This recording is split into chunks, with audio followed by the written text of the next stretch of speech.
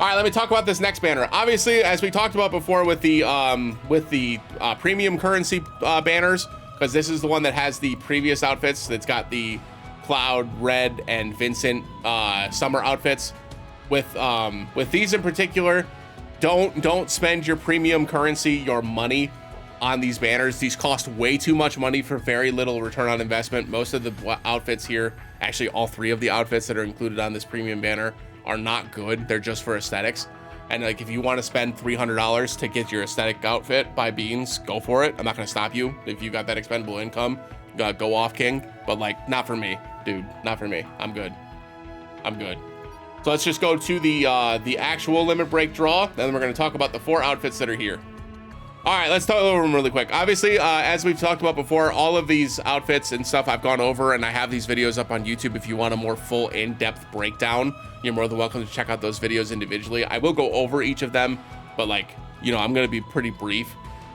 For this outfit in particular, the Tifa Earth outfit, this is a very good weapon. This has not been outclassed. This is still very, very strong. There's not a lot of Earth content in the game.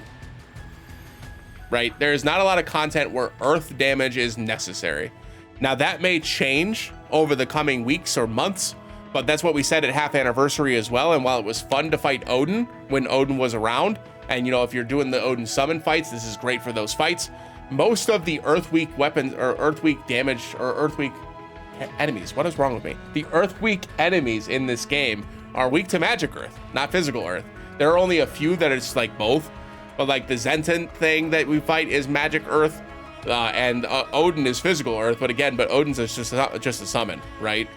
So it's still really, really good being able to give your entire team Earth damage up while also dealing really good Earth damage and giving your entire team a full 3 ATB at OB10.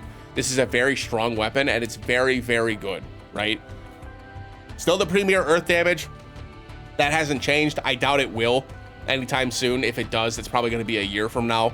But like, this is still very strong, right? The utility in this is very strong as well. It's a very good weapon. Outfit, much like Vincent's, comes with that 30% boost to physical Earth damage. It does give you a little less damage for your summons. So Titan's not going to do quite as much because it's the 30% instead of 35%. And this only increases your weapon ability damage. Still very strong. Attack all allies. We've talked about this multiple times before, but just so we're clear, attack all allies 10 points still only gives you this 5-point break, which is just 5%. With an additional attack all allies weapon, it would push you up to the 25-point break because you're starting at 10. The 15 points that you get from the attack all allies puts you up then to 25. And Tifa specifically usually runs the blue daffodil gloves in her offhand, which has attack all allies, meaning she's already getting that.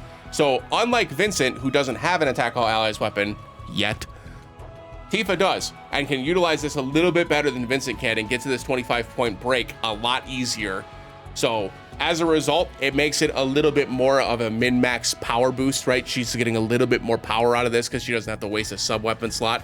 She's usually carrying that attack all allies weapon already, so it's still very good. And obviously the aesthetics, yeah, the outfit's just great.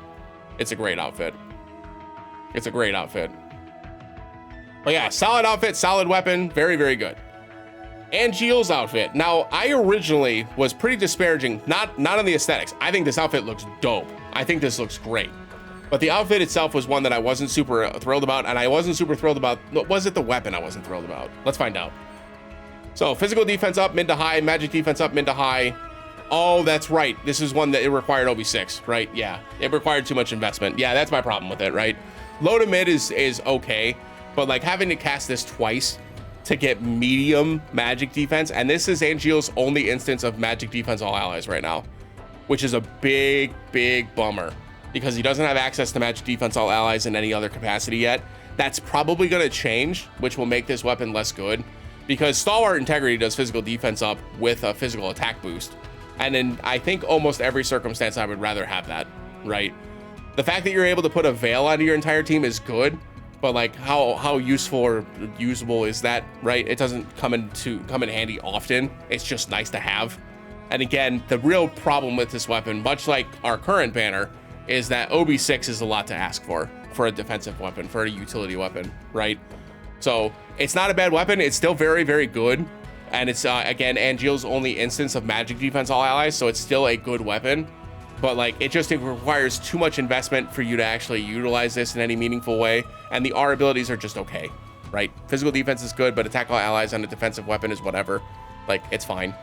It makes for a really good offhand weapon for Angeal, since he has a lot of really good weapons. And that's the biggest problem for Angeal, is that his featured pool is full of weapons that are very, very good.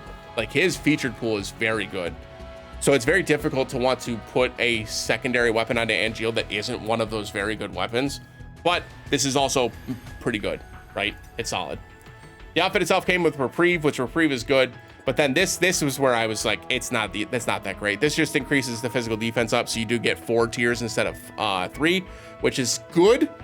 But like, it's just Reprieve and an extra +1 defense, right? Like, for magic stages, this is useless. And that was my problem with this outfit, was that it was very one-dimensional, right? When a damaging outfit is one-dimensional, that's what a damaging outfit is supposed to be. So I'm not mad at a damaging outfit being one-dimensional.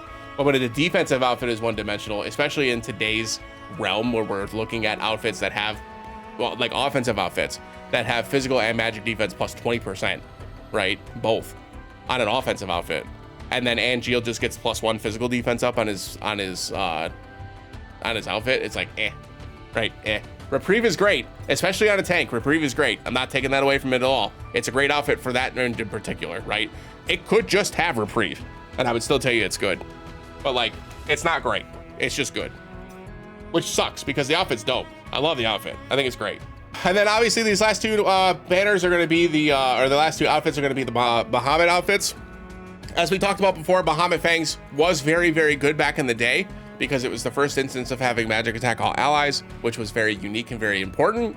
Nowadays, it's kind of relegated to being a very good sub weapon. Again, it does give a haste, so there is some use case for this for Tifa on some stages where you need that haste, especially now that we have exploit weakness all allies on multiple weapons, right? With Yuffie and Aerith having those options available to them, it opens up Tifa to have a different offhand weapon than Blue Daffodil Gloves.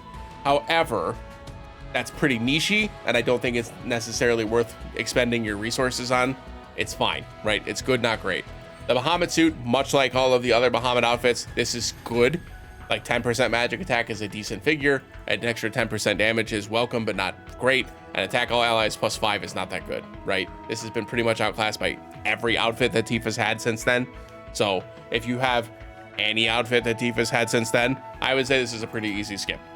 Unlike all of the other things that I've talked about, Bahamut Rod is very, very good. The one thing that is a disparaging comment to say now is that now this is competing against Red 13's Pirate Collar.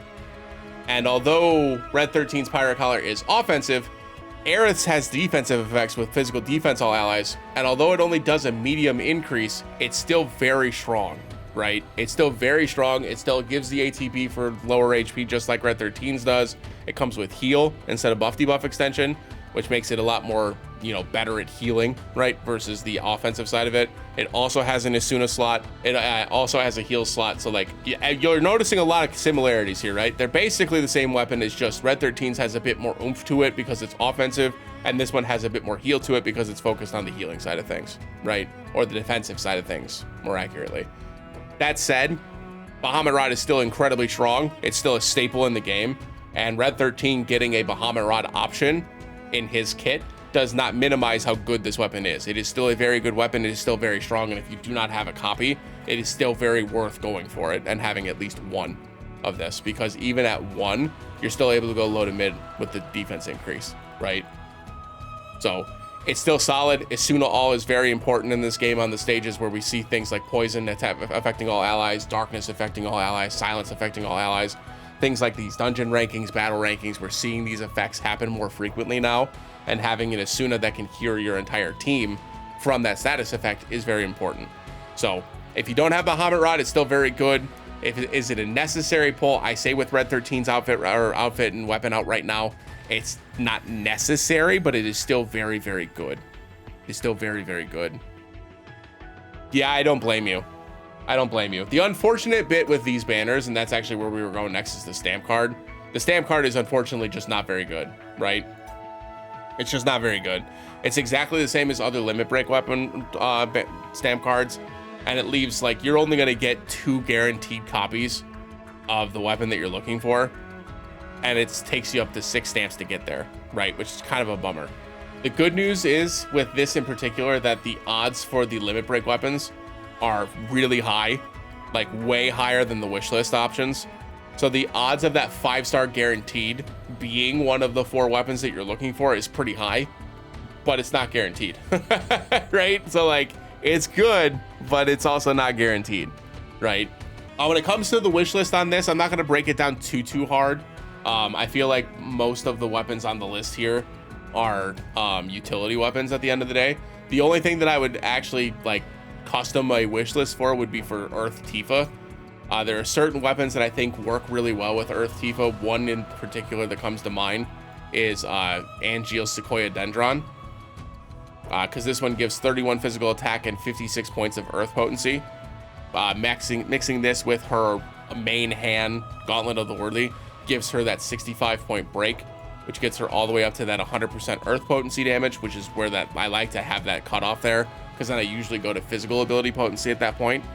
And there are a lot of options for physical attack and physical ability potency. The one that I love the most right now is Surfer Blade, because this one gives 46 physical attack and 56 boosted physical ability potency with a solid physical attack stat that I would probably brand. I would probably brand with some more physical attack.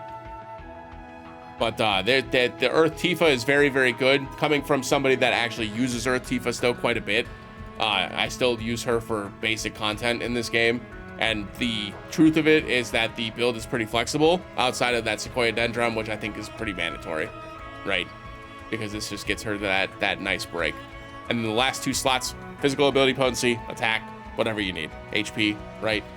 Other than that, for the other 3 outfits, again, I think that they're all pretty cut and dry. You just pull on the other stuff that you're looking for those characters, if that's what you want. Again, I can't recommend that you pull on this banner. I don't think it's worth it right now, even if you have these weapons not available. The only one that I would be super amped up about would be Aerith's. The rest of them, I think, are pretty relievable. You can move on, right? There's a lot of options in the game that you can kind of move away from this at the end of the day.